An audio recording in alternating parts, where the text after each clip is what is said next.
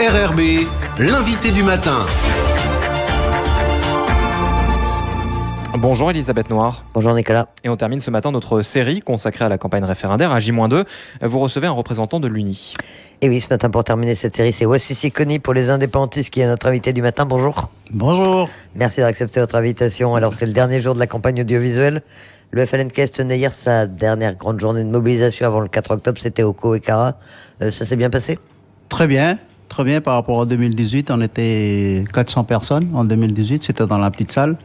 Là, il y a foule, donc très content de la mobilisation de nos militants. Une journée dédiée au CNC, donc tous nos CNC étaient représentés, puis ils ont pu faire le point de leur mobilisation. Globalement, comment s'est déroulée cette campagne selon vous ? Certains avaient un peu peur d'une certaine radicalisation de part et d'autre. Finalement, ça n'a pas trop été le cas, dans votre sentiment ? Pour nous, la campagne a été très enthousiaste. C'est-à-dire que là, partout où on est passé, les militants, les sympathisants nous attendaient. Contrairement à ce qui passait en 2018, où il y avait une attente des gens sur notre projet, parce que ça fait quand même 30 ans que nous étions dans les institutions et nos gens ont besoin de comprendre on était sur quoi, finalement. Et la question de l'indépendance est revenue l'année dernière et les gens se sont appropriés en fait la question de l'indépendance parce que c'est une question de dignité d'abord pour eux parce que l'indépendance c'est le combat de tout un peuple depuis les années 70 et là finalement on en reparle. Et les jeunes qui n'ont pas connu beaucoup ces événements ont compris que finalement, ce qu'on a préparé depuis 30 ans, c'est finalement pour eux, pour que le jour devienne, pour que l'indépendance, c'est quelque chose qu'on a préparé. Quels sont les thèmes que vous avez surtout développés pendant votre campagne ? Quels sont les sujets, les thèmes qui étaient les plus importants et sur lesquels les militants vous attendaient ? Alors, les thèmes les plus importants, c'est après le oui. Qu'est-ce qui se passe après le oui ? Parce que nos militants nous posent souvent cette question parce que ils ont considéré qu'on a travaillé, que le pays s'est développé, beaucoup de richesses circulent ici, et que finalement, si le oui l'emporte, qu'est-ce qu'on va faire pendant la période de transition ? Donc c'est la période de transition qui nous a servi pour comprendre finalement le projet du front du FLNKS. Parce que la phase de transition dit qu'il faut qu'on prépare le projet de constitution. Alors, le projet qu'on a commencé ou qu'on a élaboré en 2018, c'est un projet qui finalement pose les fondements de la société. Et ce projet-là a été divulgué l'année dernière, donc il a été popularisé. Et c'est comment ces fondements-là puissent servir dans le projet de constitution. Et une fois que parce que c'est le projet de constitution, c'est la loi suprême de la nation. Et si on considère qu'on a bien identifié les principes qui doivent fonder la constitution, finalement, sur la question de la multiculturalité, sur la question de la laïcité, sur la question de la démocratie, sur la question de vivre ensemble, finalement, ce sont ces questions-là que nos gens nous interpellent maintenant. Plus que les questions de la vie quotidienne, la santé, l'enseignement, les retraites. Ça, c'est l'organisation. C'est l'organisation de la société. Et ça les interroge pas ? Ils ne vous posent pas des questions sur ces thèmes-là ? Si.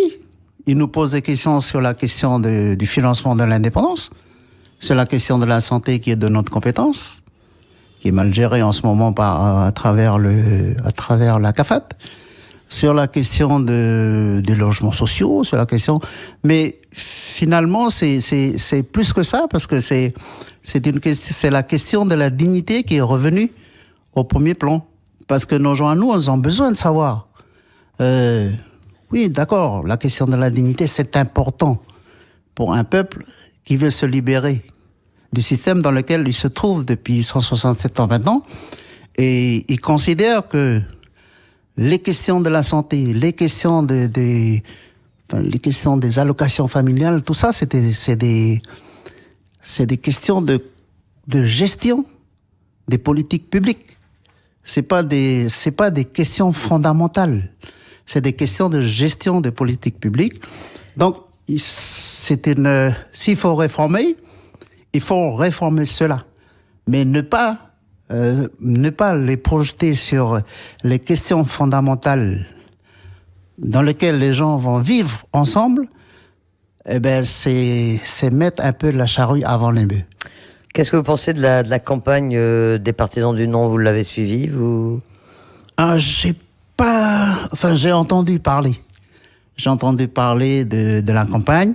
Ce que j'ai pu remarquer, c'est que la France a beaucoup aidé la campagne du non, avec l'histoire des drapeaux, avec des choses comme ça. Donc moi, j'ai pensé que la France a pris position pour le non, et que par cette fête-là, la France oublie que... moi, j'ai ressenti ça comme quelque chose qui m'a blessé un peu, parce que on a considéré que la France n'aime pas les Kanaks. En quoi ça vous dérange que les loyalistes utilisent le drapeau tricolore? Parce que nous, c'est-à-dire que la France, par ce geste-là, a considéré que nous, on n'a pas le droit d'être français.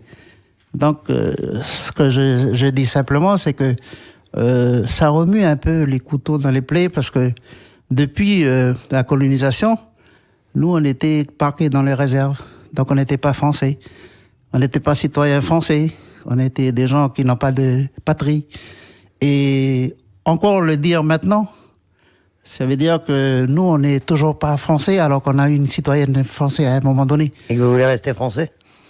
Non, nous, on considère simplement que c'est quelque chose qui est dans le sens de l'histoire. Il faut pas, j'ai entendu les jeunes dire que on n'est plus colonisé, on n'est plus des choses comme ça. Moi, je pense que la première contradiction ici, c'est la colonisation.